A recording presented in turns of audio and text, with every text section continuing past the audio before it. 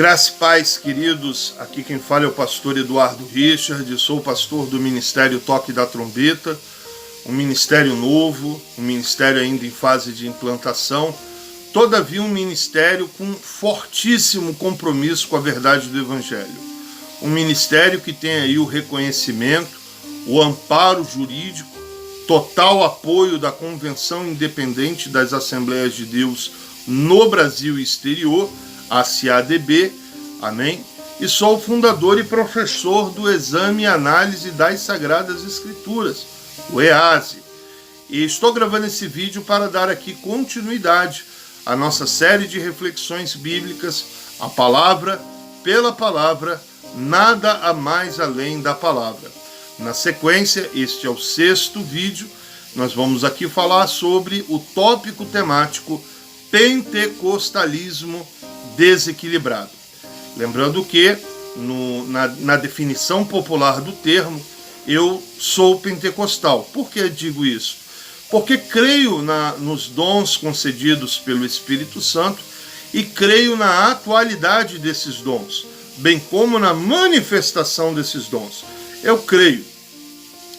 Dito isto me coloca na categoria dos pentecostais, que creem, na operosidade desses dons.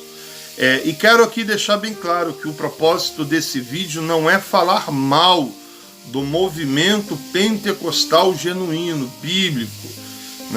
O objetivo desse vídeo é tratar de assuntos que promoverão uma reflexão e, por que não dizer, corretiva, no intuito de corrigir certas discrepâncias bíblicas muito recorrentes em determinadas condutas no meio pentecostal. Amém?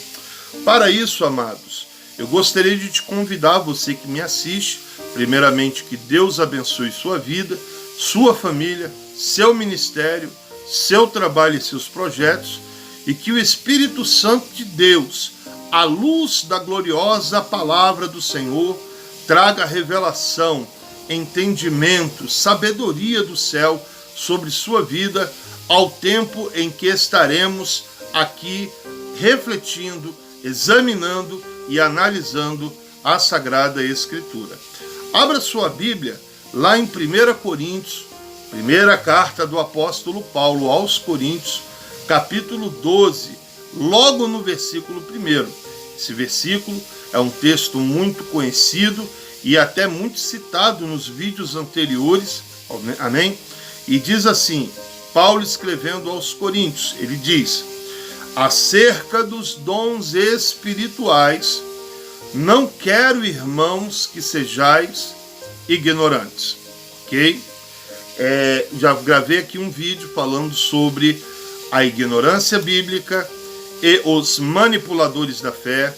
Já foi gravado um vídeo falando sobre desvios doutrinários e a maldição do outro evangelho.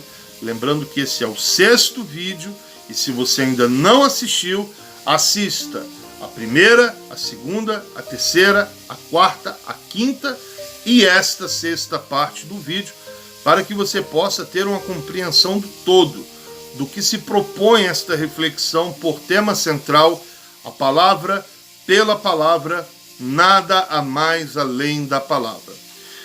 Amados, neste texto que fora lido, ele é um texto muito forte, porque ele atinge de modo direto e indireto também diversas áreas da nossa vida com Deus. Porque ele vai tratar de uma necessidade de conhecimento, para que não venhamos a cometer erros, para que não venhamos a criar fantasias, a criar doutrinas estranhas, baseado em um assunto da qual, por falta de conhecimento bíblico, gera-se aí a chamada ignorância. Amém? Fator oriundo dos erros cometidos no meio pentecostal. Por que nós estamos tratando desse tema?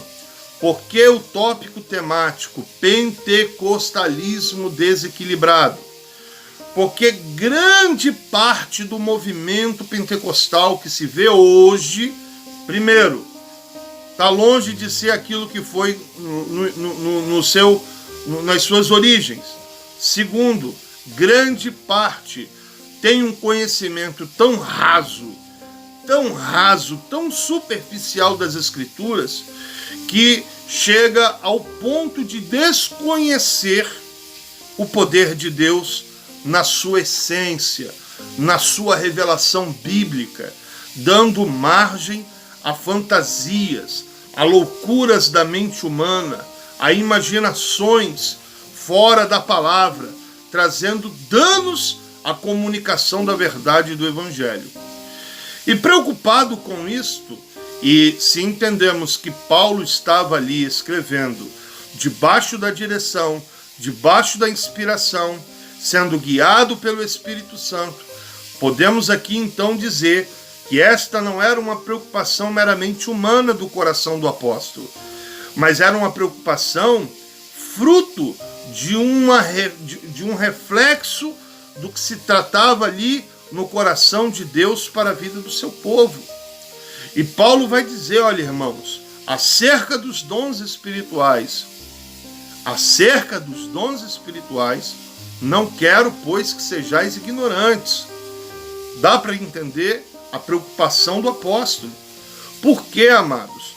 Porque segundo está escrito lá em Mateus capítulo 22, versículo 29, abra sua palavra, abra sua Bíblia, em nome do Senhor Jesus, e acompanhe comigo.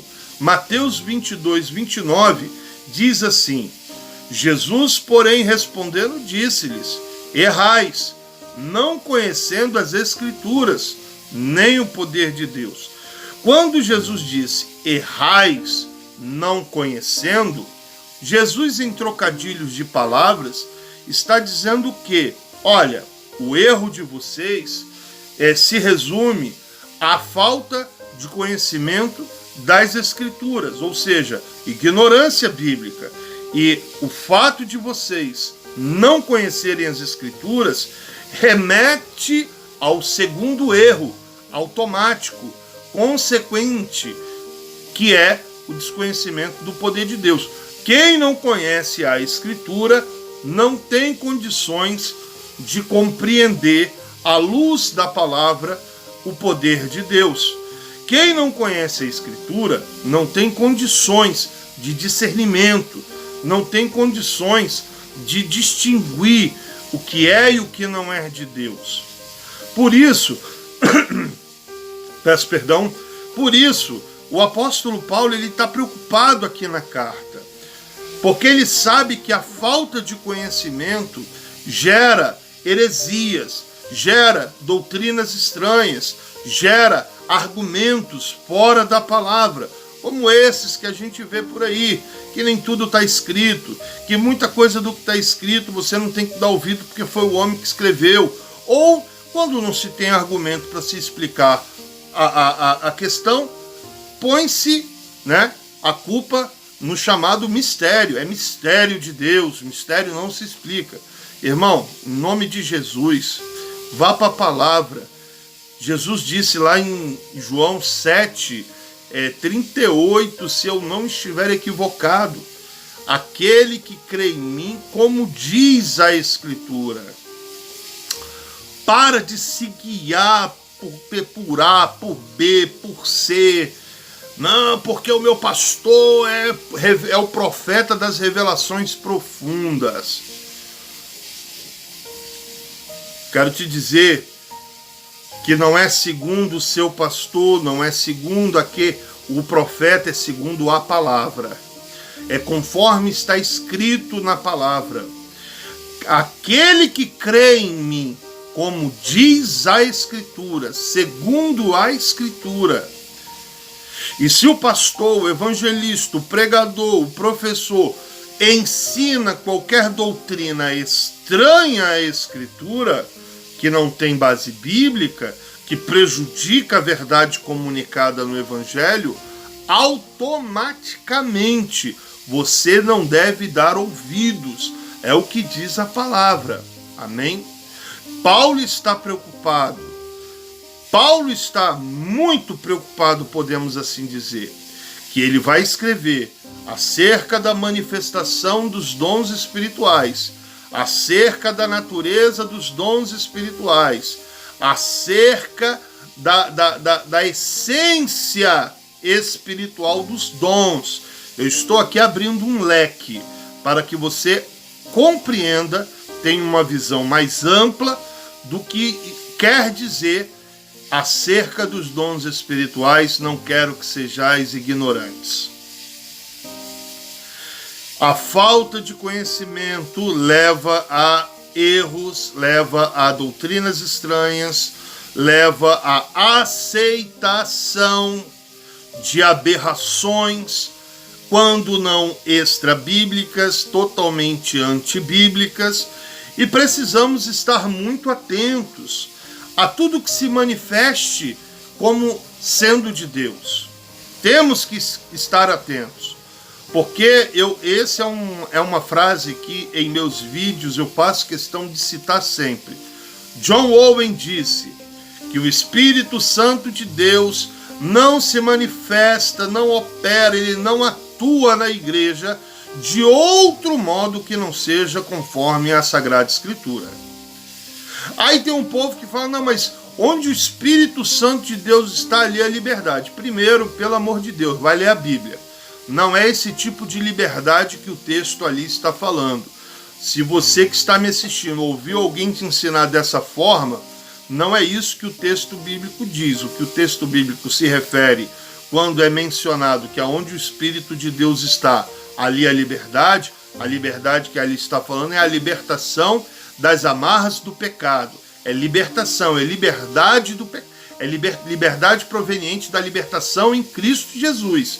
Aonde o Espírito de Deus está, ali é a liberdade. Por quê? Porque é a manifestação do poder de Deus, mediante a presença, mediante a palavra, mediante a ação de Deus na vida do povo, cadeias são despedaçadas, correntes são quebradas, amém? E amarras são desfeitas. Então é necessário que se compreenda isso. Quando o texto diz aonde o Espírito de Deus está, ali é a liberdade, não é liberdade para arrebentar a caixa de som, botar o som no último volume, não é liberdade para terminar o culto 3 horas da manhã, quando era para ter terminado às 9, não é liberdade para fazer o que dá na telha em nome de um suposto mover espiritual. Repito, sou pentecostal e creio no dom e na atualidade do dom. Todavia, muita coisa que eu tenho visto em nome do Espírito Santo não passa de manipulações, de espíritos de engano, de articulações muito bem preparadas por pessoas que já há muito tempo se desviaram da verdade do Evangelho. Não estou citando o nome nem de ministério, nem de pessoas, mas se tu conhece alguém que se enquadre aí no perfil, fica aí a palavra de Deus como orientação. Aparta-te dos tais, é o que diz a palavra de Deus.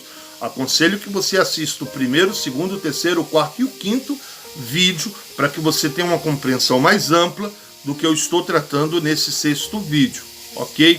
Então, Jesus ele diz lá em Mateus, capítulo 22, versículo 29, acompanhe comigo na sua Bíblia. Jesus disse o seguinte: Jesus, porém, respondendo, disse-lhes: errais, não conhecendo as Escrituras, nem o poder de Deus. Ninguém começa errando pela falta de conhecimento do poder.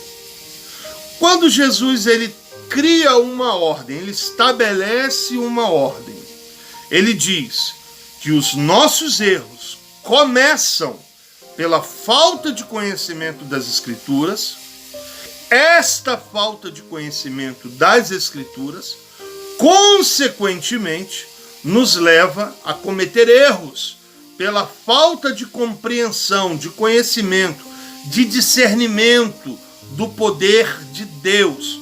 Mas não é isso que o povo, não é isso que o povo fica chamando de poder de Deus. Eu estou falando do poder com essência nas Escrituras, com raízes na palavra de Deus. Porque tem muita coisa hoje aí que chamam de poder, meu irmão, que não tem nem assinatura de Deus. O Espírito Santo passou longe. Estão botando na conta do Espírito Santo para fazer mídia, para se autopromover.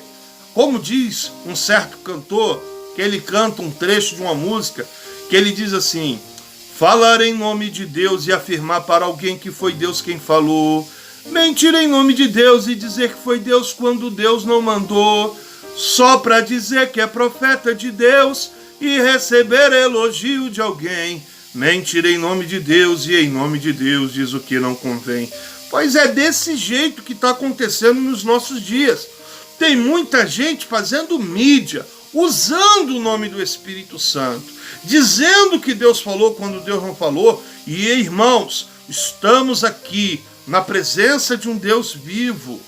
Eu já presenciei pastores, profetas, profetisas, pessoas que obtiveram acesso a informações por outros meios e que no momento do culto disse que foi revelação, que Deus abriu o céu e revelou. Pelo amor de Deus, isso é falta de temor e de vergonha na cara, entendeu? Deus vai pedir contas, isso é certo. Ai daquele que disser que o Senhor falou sem ter falado. Amém? Mas o meu objetivo aqui é alcançar você, que geralmente é vítima dessas artimanhas, desse engodo. E eu quero te dizer o seguinte: creia no Espírito Santo, creia no poder de Deus, creia nos dons do Espírito, creia na atualidade desses dons, creia que o Espírito Santo de Deus tem dons para entregar a você. Creia que Deus deseja que você seja um instrumento na mão dele. E que o Espírito Santo quer te dar dons para te capacitar para a obra, para a proclamação do Evangelho da nossa salvação. Creia, mas acima de tudo não esqueça: toda manifestação do Espírito Santo não pode ir contra o que está escrito, não pode ferir a palavra e precisa estar devidamente amparado pelas Escrituras. Por quê? Porque o Espírito Santo de Deus vela pela palavra para cumprir. Por quê? Porque Deus exaltou a sua palavra acima de toda altura. Acima das alturas, Deus exaltou a sua palavra. Então, voltando à questão, porque onde o Espírito Santo de Deus está, ali a liberdade. Deixa eu te falar uma coisa. O Espírito Santo, ele tem toda a liberdade, certo? Correto, concordo contigo. Todavia, há um limite que o Espírito Santo ele não ultrapassa. Esse limite ninguém impôs. Foi ele mesmo que estabeleceu esse limite. E como ele não vai contra a sua palavra, ele respeita a palavra, ele honra a sua palavra, ele trata a sua palavra com a devida honra, ele não ultrapassa esses limites. Então é necessária essa compreensão. Amém? O Espírito Santo é Deus, é o Espírito Santo. Onde o Espírito Santo de Deus está, ali a liberdade. Vamos gritar, pular, rodar, dar cambalhota, rolar no chão. Irmãos, cuidado. Cuidado. É o Espírito Santo? Olhe, analise, filtre toda e qualquer manifestação que se diga ser em nome dele à luz da palavra, para que você então possa ver pela palavra o que é de Deus e o que não é. Tem muitos movimentos hoje, a grande maioria deles, se você passar um pente fino, pegar e dar uma peneirada nas Escrituras, poucos movimentos aí que levam o nome de Deus possuem a sua assinatura. Amém? Então, dando continuidade, porque eu não quero que o vídeo fique muito longo, abra sua Bíblia comigo, querido, lá em Abacuque, capítulo 3, versículo 2. Abacuque, capítulo 3, versículo 2. lembrando que o tópico temático da nossa reflexão é pentecostalismo desequilibrado. Repito, não estou aqui dizendo que não creio, não estou falando mal, pelo contrário, sou pentecostal na definição popular do termo. Isso é um outro vídeo que uma outra hora eu vou gravar para falar da definição, né, dessa palavra Pentecostes, tá ok? Mas enfim, não sou contra, creio nos dons, sou batizado no Espírito Santo, recebi dons da parte de Deus para uso na sua obra, ok? Creio na atualidade dos dons. O que está sendo tratado é o desequilíbrio, é a falta de consonância bíblica nesses moveres, nessas manifestações, nestes supostos poderes que se vê por aí, que é botado na conta do Espírito Santo, e aí você passa um pente fino na Bíblia, você não vê base bíblica para aquilo, mas enfim, vamos lá, Abacuque capítulo 2, aliás, capítulo 3, versículo 2, leia comigo. Ouvi, Senhor, a tua palavra e temi. Aviva, ó Senhor, a tua obra no meio dos anos. No meio dos anos a notifica. Na ira, lembra-te da misericórdia. Amados, eu amo essa palavra. Observe que Abacuque ele começa dizendo o seguinte: ouvi, Senhor, a tua palavra. Por isso, o tema central da nossa reflexão é a palavra pela palavra, nada mais além da palavra. Ouvi a tua palavra e temi. Aviva a tua obra. E eu quero parar nesse ponto. Por quê? Porque é outro conceito mal compreendido no movimento pentecostal atual, é a palavra avivamento. Estão traduzindo o avivamento como sendo gritos. Quanto maior é o grito, mais avivado é o culto. Quanto mais pulo, mais rodopio, mais avivado é o culto. Quanto mais pessoas se jogando no chão, mais avivado é o culto. Quanto mais línguas, visões, revelações, profecia, mais avivado é o culto. Querido, essa definição de avivamento está completamente errada à luz da palavra de Deus. Amém? Eu quero lembrar a você que me assiste que o avivamento genuíno, o avivamento bíblico, o que a palavra de Deus quer dizer com a palavra avivamento? Abra sua Bíblia lá em Efésios 2. Nós vamos entender a definição bíblica para a palavra avivamento, certo? Você viu que o profeta Abacuque, ele clama a Deus que avive a sua obra, tá? Posso aqui estar errado, me perdoe, mas não me lembro aonde na Bíblia há outra menção da palavra avivamento. Aviva, avivado, avivamento. O único versículo onde a expressão aviva aparece é em Abacuque 3:2. Todavia, a definição dessa palavra é clara nas Escrituras. E esta é uma palavra, é um conceito mal compreendido, mal interpretado, porque se diz de avivamento manifestações espirituais, né? Gritos, pulos, aquela coisa toda. E nós vamos ver na Bíblia a definição correta da palavra avivamento. Abra sua Bíblia comigo, Efésios 2, versículo 1. Versículo 1 diz assim: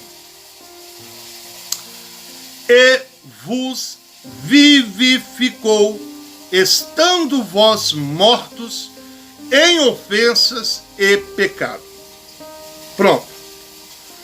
Essa é a definição correta da palavra avivamento. vós que estáveis mortos, fostes vivificados, ou seja, avivamento.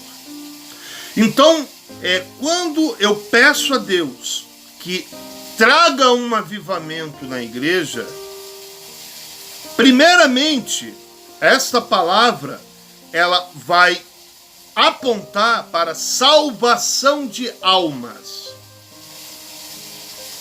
Porque é por meio da salvação da alma que ela, que outrora estava morta, afastada de Deus, agora em Cristo ela é vivificada, ou seja, avivamento.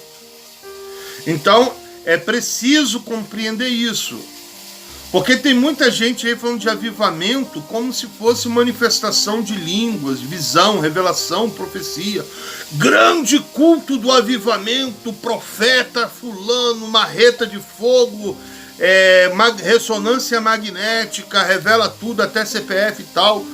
Meu irmão, avivamento é salvação de almas, não é visão, não é revelação, é salvação de almas. O resultado da palavra avivamento é salvação de almas. Cada vez que uma alma se arrepende e se rende ao Senhor e confessa Jesus como Salvador, houve ali um avivamento, ou seja, ela que estava morta, agora ela foi vivificada pela fé em Cristo Jesus. Amém? Então, tendo ficado claro esse ponto, a correta definição bíblica da expressão avivamento, que não é nada disso que nos movimentos pentecostais chamam, né?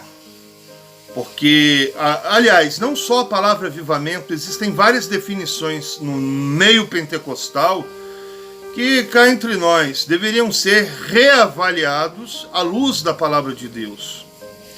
O conceito de espiritualidade, o conceito de avivamento, o conceito homem de Deus, tem muita coisinha que precisa ser à luz da Sagrada Escritura, que é parâmetro para a nossa fé, conforme João 7,38.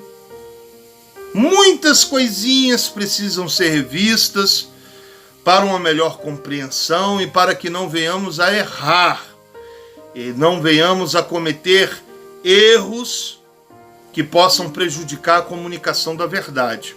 Lembrando que Jesus disse: erramos por não conhecer as Escrituras, o que nos leva automaticamente ao segundo erro, a falta de conhecimento de poder, a falta de discernimento, a incapacidade de distinguir o que é de Deus e o que não é por falta de conhecer as Escrituras, que é a base, é o parâmetro, é a nossa bússola. Conheça a Escritura, leia a palavra pela palavra, nada mais além da palavra. Então, dando continuidade, eu gostaria que você abrisse a sua Bíblia lá em Efésios, capítulo 1, versículo 13. Amém? Capítulo 1, versículo 13. Ali o texto sagrado diz o seguinte: em quem também vós estáis, depois que ouvistes a palavra da verdade, o evangelho da nossa salvação, e tendo nele também crido, fostes selados com o Espírito Santo da promessa. Tendo crido, fostes selados. Eu vou dar aqui uma explicação rápida sobre algo que de repente alguns vão entender de outra forma. Enfim, eu creio que a palavra de Deus, ela é o meu referencial de conhecimento.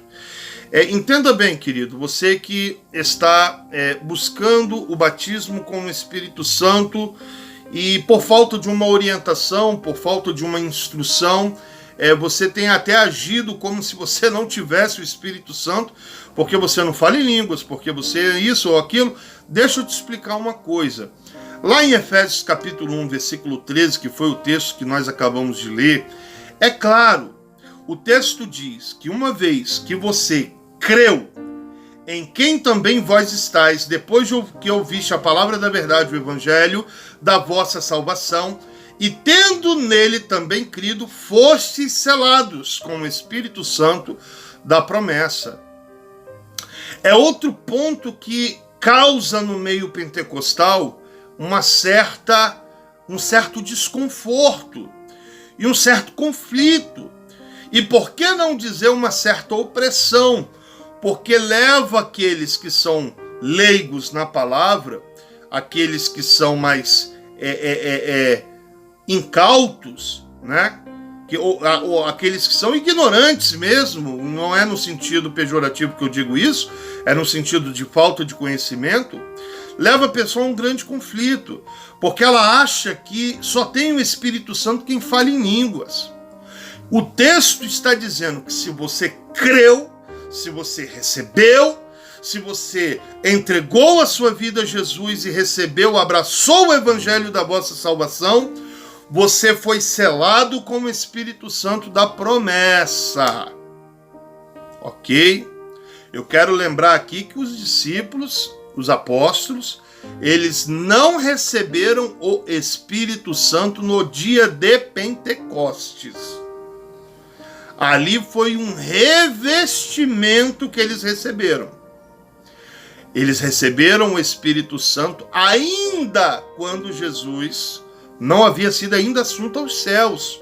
Antes de Atos capítulo 2, Jesus soprou sobre os discípulos e disse: recebeis o Espírito Santo. Então é outro ponto que precisa ser compreendido, porque deixa o povo oprimido. O povo fica com aquele pensamento que só tem o Espírito Santo quem foi batizado, quem fala em línguas, quem profetiza, quem... Não, irmão. Você que creu no evangelho da sua salvação, você que entregou sua vida a Jesus, você que abraçou esse evangelho e você que confessou e creu que Jesus é o Senhor, o Salvador, você foi selado com o Espírito Santo da promessa. Amém? Jesus te ama e eu também. Seja amado, sinta-se amado, tenha consciência desse amor. Você tem o Espírito Santo, você que me assiste. Mesmo que você não fale línguas, mesmo que você não pule num pé só, mesmo que você não dê pirueta, isso eu estou usando um linguajado muito comum no meio pentecostal para alguns que acham que isso é sinal de espiritualidade. Para muita gente aí, ser cheio do Espírito Santo é aquele que pula mais alto, grita mais alto, rodopia, dá pirueta, fala em mistérios, em línguas estranhas, né? E aí por aí vai. Mas eu quero dizer que você tem o Espírito Santo. Amém? Como diz aquele antigo hino, né? Quero que valorize o que você tem.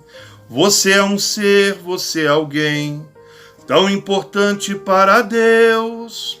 Valorize o que você tem, porque a presença de Deus habita em você, a presença do Espírito Santo de Deus está em você. Amém? Dando continuidade, abra sua Bíblia lá em Romanos capítulo 12, versículo 1 e versículo 2. Romanos 12, 1 e 2 diz assim: rogo-vos, irmãos, pela compaixão de Deus, que apresenteis os vossos corpos em sacrifício vivo, santo e agradável a Deus, que é o vosso culto racional. E não sede conformados com este mundo, mas sede transformados pela renovação do vosso entendimento, para que experimenteis qual seja a boa, agradável e perfeita vontade de Deus. Queridos, culto racional não é algo que esfria culto. Culto racional é um culto com entendimento. É um culto que você compreende a adoração que você oferece a Deus. É um culto que você tem entendimento do significado desta relação com Deus. Você entende o significado da letra do hino que você está cantando. Você compreende o significado do que você está oferecendo para Deus como adoração. Culto racional é um culto que você tem entendimento da presença de Deus e com esta presença você interage com ampla compreensão da palavra. Isso é culto racional. Mas não, o povo parece que tem medo dessa palavra, culto racional, como se fosse uma coisa que mata o culto, que acaba com a atmosfera espiritual do culto. Errado. A palavra de Deus diz que você deve oferecer o seu culto racional. Adore a Deus com entendimento, ok? Esse tópico temático dá muito pano para manga, porque se eu fosse entrar só lá na 1 Coríntios capítulo 14, que fala sobre ordem do culto, sobre quem fala em língua, quem profetiza, isso aqui é para lá de 2 horas. Mas como nós já estamos avançando no relógio, eu vou fazer aqui uma síntese. Em outro vídeo eu faço uma reflexão mais curta, baseado no capítulo 12, 13 e 14. Coisa simples, sucinta. Mas de imediato entenda bem o que nós estamos falando aqui. Culto racional, ele não esfria a atmosfera espiritual de um culto. Pelo contrário, ele promove. O culto racional promove avivamento. O culto racional promove a manifestação do poder de Deus, de modo que a igreja seja edificada, de modo que a igreja seja cheia de Deus. Culto racional. Não se deixe levar por esse pregador, entendeu? Que vem com esse movimento esquisito aí que eles chamam de reteté. Cuidado com isso, hein? Estude, pesquise a origem dessa expressão. Você vai ver que isso aí não tem nada de Bíblia, não tem nada de Deus na história. Pesquise a origem da expressão reteté. Cuidado! Você acha que está engolindo algo, está recebendo algo de Deus, e na verdade você, pesquise, seja bereano. Então vamos lá. Abra sua Bíblia lá em João 7,38. O texto sagrado diz: quem crê em mim, como diz a Escritura, rios de águas vivas correrão do seu ventre. Esse é um texto que foi utilizado logo no início da nossa reflexão, ok? E é um texto que nos ensina que toda a nossa fé, toda a nossa crença, toda a nossa convicção em Deus precisa estar respaldado nos ensinamentos da palavra de Deus. Não podemos dar ouvidos a movimentos estranhos. Não podemos abraçar ideias que não possuam base bíblica. Jesus disse: crê em mim como diz a Escritura, segundo a Escritura. Eu não vou nem comentar muito sobre isso não, porque isso já foi muito bem falado no início desse vídeo. Mas eu quero novamente frisar: a palavra de Deus, ela é a maior autoridade e fonte de revelação de Deus ao homem. Creia no Senhor Jesus como diz a Escritura. Olha, eu não estou dizendo que você não deve ouvir o seu pastor. Eu não estou dizendo que você deve ignorar o que o teu pastor diz. Não é isso. O que eu estou dizendo é que você tem por obrigação examinar nas Escrituras tudo o que o teu pastor diz, tudo que ele ensina, e o que tem peso bíblico você acata, você abraça. Agora, o que está fora da palavra, o que é doutrina estranha, fruto de um outro evangelho, é anátema, irmãos. Gálatas capítulo 1, versículo 6 a 8, leia depois. É anátema. Permaneça no evangelho. Ponto. Creia segundo a palavra. Ponto. Acabou, não tem negocinho de visão, revelação e profecia de coisas que são frutos da imaginação humana e que não possuem base bíblica, que te afasta daquilo que está escrito. Então quero que você medite depois nessas referências que estão sendo citadas. E para finalizar o nosso vídeo, abra sua Bíblia lá em 1 Coríntios capítulo 1, 18. Porque a palavra da cruz é loucura para os que perecem, mas para nós que somos salvos é o poder de Deus. Uma vez eu fui pregar numa igreja e o tema da pregação era: o poder emana da palavra.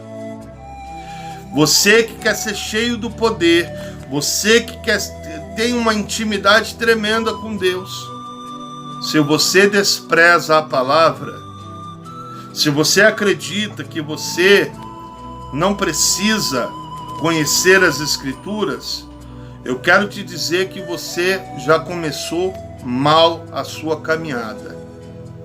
Eu quero te dizer que você vai ser levado por ventos de doutrinas. Eu quero te dizer que você será enganado. Eu quero te dizer que você vai entender manifestações como sendo de Deus, quando na verdade, se peneiradas à luz da palavra, nem a assinatura de Deus recebe. Meu querido, minha querida, leia a Bíblia enquanto há tempo. Leia a Bíblia enquanto há tempo. Você vê aí, estão tentando acabar com a Bíblia. Se não conseguem a proibição dela, estão adulterando. Hoje você tem Bíblia para todos os gostos. Hoje você tem Bíblia para passar a mão na cabeça do pecado de muita gente. Entendeu? Se esquecem que Deus não negocia a santidade dele. Deus é santo. Deus foi santo no passado, é santo no presente e para todo sempre será santo. Ele não negocia a santidade dele. Amós capítulo 8, versículo 11 e 12. Não vou abrir aqui, mas peço que você faça a reflexão desse texto. Amém? Amós 8, 11 e 12. Leia enquanto há tempo. Para de se deixar guiar pelo que você ouve. Porque muita coisa do que andam dizendo aí não tem base bíblica. Vá para as Escrituras. Creia conforme diz a Escritura. Permaneça no Evangelho da sua salvação. Amém? Esse é o caminho apontado pelo Espírito Santo. A palavra, pela palavra, nada mais além da palavra. E finalizamos então com 1 Coríntios 1,18.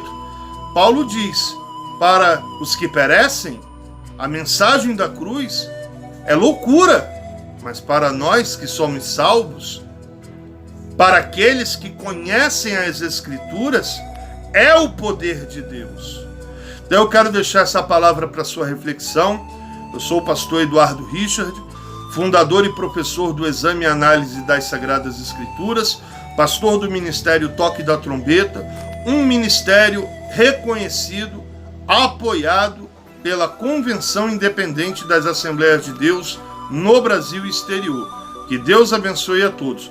Próximo vídeo, nós vamos dar continuidade, já estamos no fim da nossa série. No próximo vídeo, nós vamos falar sobre as armas da nossa guerra, ok? Vai ser muito importante que você assista, para que você compreenda o todo. Assista o primeiro vídeo, o segundo vídeo, o terceiro vídeo, o quarto, o quinto. Este vídeo que é a sexta parte, Pentecostalismo Desequilibrado. E assista também o sétimo vídeo que eu irei gravar, que falará sobre as armas da nossa guerra. Que Deus abençoe, em nome de Jesus. Amém e amém.